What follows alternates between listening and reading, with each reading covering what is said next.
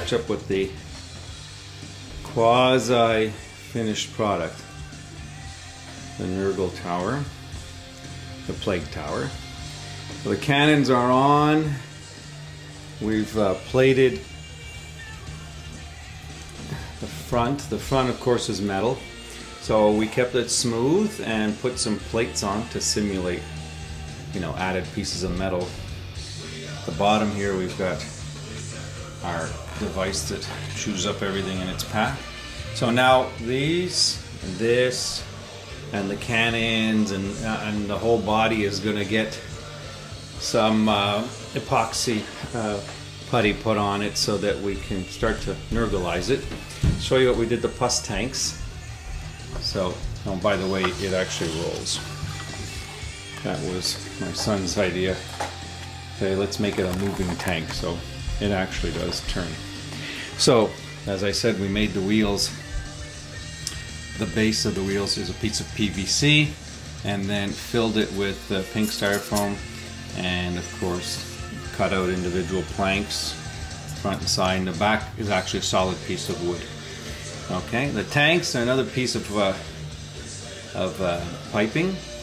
Okay, plumbing from plumbing went into the side, and then we filled it with hot glue, the hot glue gun, the white glue, the hot glue sticks. And it's, as you can see, it gives us that plus effect. So we got the main tubes coming out. One for the battle cannon, which, the plague mortar, which is going to have the pipes come in, and that's going to get all.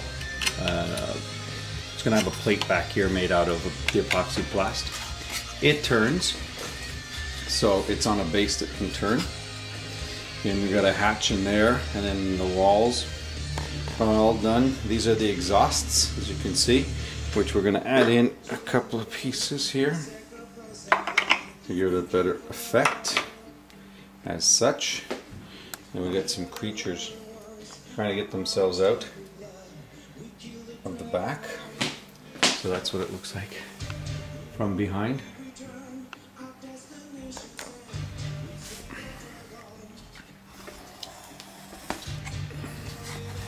That's this side. Same idea. And then of course the pipes that run to the front. Straws did the best. Not the same size because they're going, excuse me, to the, they're going to the